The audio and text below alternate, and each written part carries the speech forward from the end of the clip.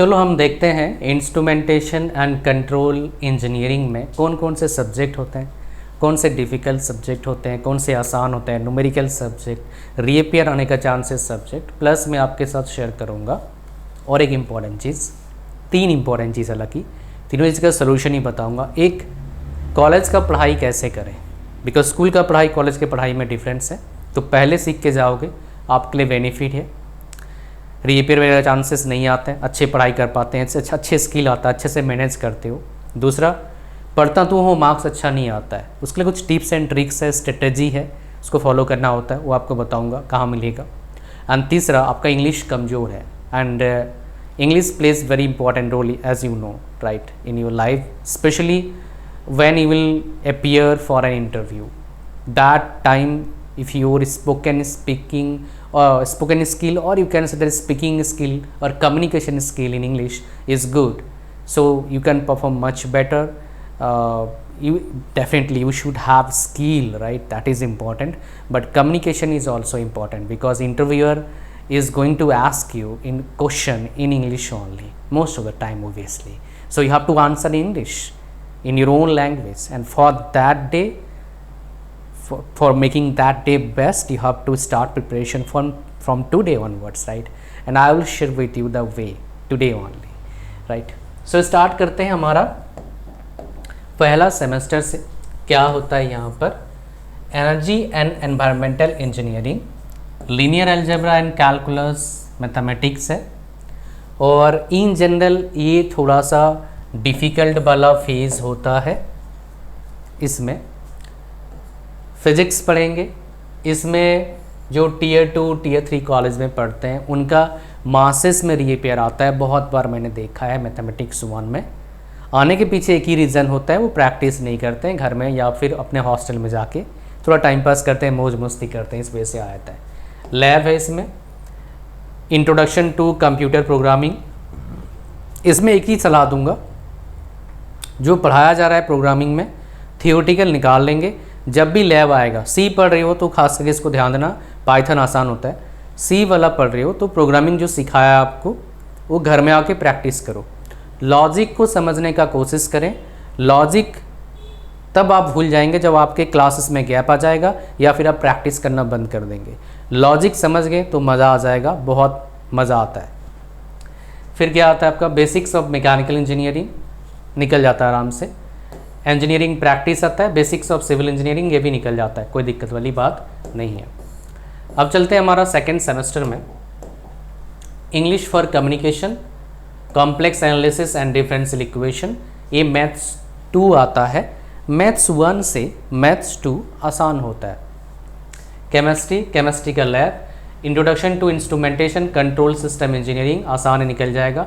Engineering graphics difficult हो सकता है, बट एक आपको टिप देता हूँ जिससे आसान हो जाएगा। वो क्या है भाई, हर क्लास को अटेंड करना, जो समझ में नहीं आ रहा है वो फ्री हैंड घर में आके थोड़ा ड्रॉ करना, तो आपका काम बनेगा। ये डिफ़िकल्ट सब्जेक्ट है भाई आपका, थर्मोडायनेमिक्स एंड फ्लूइड मैकेनिक्स, इसे बढ़िया से पढ़ना, नहीं तो रीअपियर आ सकता है इस चीज़ में। सेमेस्टर 3 में चलते हैं, इसमें क्या क्या हमारे पास सब्जेक्ट होते हैं हम देखते हैं। प्रोबेबिलिटी एंड डिस्ट्रीब्यूशन थ्योरी, इसको हम मैथ्स 3 बोलते हैं। कंपैरेटिवली आसान होता है, अगर कंपैरिजन कर दूंगा मैथ्स 1 के साथ, ये आसान होता है। सर्किट थ्योरी ठीक ठाक है, फिजिक्स जिसका ठीक है, खास करके इलेक्ट्रोस्टैटिक वाला पार्ट या फिर इलेक्ट्रिसिटी वाला पार्ट तो निकल जाएगा। सेंसर्स एंड ट्रांसड्यूसर निकल जाता है। डिजिटल इलेक्ट्रॉनिक्स और ये सास, सिग्नल्स एंड सिस्टम, डिफ़िकल्ट है भाई, रीअपियर आ सकता है, तो अच्छे से पढ़ना। और ये तो लैब है, इतना कोई दिक्कत की बात नहीं है। प्रोग्राम इलेक्टिव कौन कौन से मैं आपको दिखा दूंगा, अभी कुछ इलेक्टिव कोर्सेज यहाँ पर है, आगे और भी इलेक्टिव कोर्सेज आएगा, वो कौन कौन से हैं, कहाँ से लिया जाएगा आपको दिखाऊंगा। सेमेस्टर 4 में आप क्या पढ़ेंगे, industrial economics and foreign trades पढ़ेंगे, कंट्रोल सिस्टम पढ़ेंगे, एनालॉग सिस्टम प्रोसेसिंग ESP पढ़ेंगे। ये डिफ़िकल्ट सब्जेक्ट है, microprocessor and microcontrollers, ये अच्छे से पढ़ना, समझ में आ गया तो मज़ा भी आएगा। 2 आपका प्रोग्राम इलेक्टिव कौन कौन से हैं मैं आपको बताऊंगा। फिर चलते हैं हमारे किस में, 5th सेमेस्टर में, जुलाई से स्टार्ट होता है सेशन। ये सेमेस्टर वाइज का प्रॉब्लम एक देखा मैंने, नाम के होते हैं 6 सेमेस्टर, पढ़ाई होता है भाई साहब 4-5 महीना ही, 1 महीना गायब हो जाता है। कंट्रोल सिस्टम है हमारे पास, इंडस्ट्रियल इंस्ट्रूमेंटेशन, ये सारे आसान है। Electrical and electronic measurements, process control आसान है। ये 2 कॉन्सेप्ट दिखा दूंगा मैं, तो ये आराम से निकल जाएगा आपका 5th सेमेस्टर। 6th सेमेस्टर देखिए क्या क्या है हमारे पास है। इंडस्ट्रियल लेक्चर है, प्रोफेशनल एथिक है, निकल जाएगा। बायोमेडिकल इंस्ट्रूमेंटेशन है, निकल जाएगा। इसका बाहर इसका काफ़ी अच्छा डिमांड है और मैन्युफैक्चरिंग वहाँ पर है। इंडिया में ऐसा कुछ खास इसका मैन्युफैक्चरिंग अभी है नहीं। Analytical instrumentation, logic distributed control system, 2 हमारे पास क्या प्रोग्राम इलेक्टिव है, निकल जाता है, कोई बड़ी बात नहीं इसका। 7th सेमेस्टर में हम क्या पढ़ेंगे मैं आपको बता देता हूँ। ये समर इंटर्नशिप होता है आपका इन जनरल 6 सेमेस्टर के पेपर के बाद 8 वीक्स का होता है, कहीं मैक्सिमम जगह 8 वीक से 6 वीक से 8 वीक के बीच में मानते हैं। पेपर के बाद जो समर वेकेशन होता है ना उसमें जाना होता है। और ये 4 आपके प्रोग्राम इलेक्टिव है, कौन कौन से हैं से लिया जाएगा मैं आपको बताऊंगा, बस इसको थोड़ा याद रखना। सेमेस्टर 8, बहुत जगह पर 8th सेमेस्टर पढ़ाई नहीं होती है, बहुत जगह पर होती है। नहीं होती तो क्या करते हैं लोग, इंटर्नशिप के लिए जाते हैं, और जहाँ होती है जैसे यहाँ पर है पढ़ाई करते हैं। ये वाइवा होता है बेसिकली, आप जो प्रोजेक्ट काम करते हैं। और यहाँ पर 3 सब्जेक्ट आपका इलेक्टिव कोर्सेस है, मैं आपको दिखाता हूँ कौन कौन से इलेक्टिव है, ताकि आप थोड़ा सा झलक आपको दिख जाए। और प्लस कैसे, ये तो कोर प्रोग्राम है, कैसे इसका सिलेबस रहता है वो दिखाऊंगा। प्रोग्राम इलेक्टिव देखिए यहाँ पर कौन कौन से कोर्सेस हैं। Measurement, data analysis, optical instrumentation, इनमें से सब्जेक्ट उठाया जाएगा और आप पढ़ेंगे।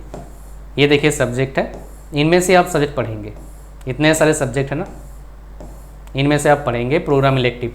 IoT system design, engineering, mechanics, तो बेसिकली, और ओपन इलेक्टिव भी यहाँ पर है, ये सारे ओपन इलेक्टिव है। Introduction to internet of things, deep learning, data analytics using Python, ये सारे ओपन इलेक्टिव है, ये पढ़ाया जाएगा। मैं आपको मैं आपको दिखाना चाहूँगा एक आपका सिलेबस, एक सब्जेक्ट का सिलेबस। अच्छा, यहाँ पर ये तो कोड है, डिपार्टमेंट है, कोड है। मैं आपको एक सिलेबस दिखाऊंगा। ये सिलेबस देखिए, introduction to instrumentation and control system engineering, ये नंबर ऑफ क्रेडिट्स क्या है, 2 है, ये इनका सिलेबस है। अच्छा, जहाँ पर जिनका क्रेडिट क्या है आपका 4 है, प्रोबेबिलिटी एंड डिस्ट्रीब्यूशन थ्योरी। आप देखिए यहाँ पर ये सिलेबस 1, 2, 3, 4, 5 इसके पार्ट है। तो बहुत जगह पर यूनिट सिस्टम होता है, बहुत जगह पर ऐसे पार्ट वाइज देते हैं, कहीं से भी क्वेश्चन आया था, बहुत जगह पर यूनिट सिस्टम होता है। इन जनरल जो यूनिवर्सिटीज़ होते हैं, सरकारी यूनिवर्सिटीज़, ये तो किसी IIT NIT का है, तो उधर क्या होता है आपका यूनिट सिस्टम होता है। सो उसका थोड़ा सा डिफरेंस होता है पढ़ाई, और इसका पढ़ाई थोड़ा सा अलग होता है। क्रेडिट बेस्ड होता है, कहीं कहीं यूनिट सिस्टम होता है, कहीं इंटरनेशनल, दोनों मिला के पास करना होता है, कहीं एक्सटर्नल अलग पास करो और इंटरनल अलग पास करो। तो इसलिए कॉलेज जाते ही क्या करो, कॉलेज का पैटर्न पता करना है आपको, कॉलेज में पढ़ाई कैसा होता है। That will help you to understand your approach towards the semester examination or towards your own journey in engineering. ठीक है, तो मैं जो बताया था 3 प्रॉब्लम, कभी कभी आपको लगता होगा पढ़ाई तो करता हूँ मैं, मार्क्स अच्छे नहीं आते। ठीक है, तो इसके लिए मैंने एक बनाया है अपना programme, speak, write and read. After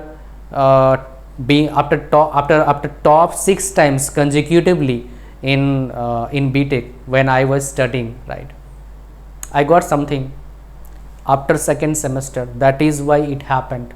From 3rd semester to 8th semester, top every times in my branch. Also become college topper as well as university top rank holders, being a mechanical engineer.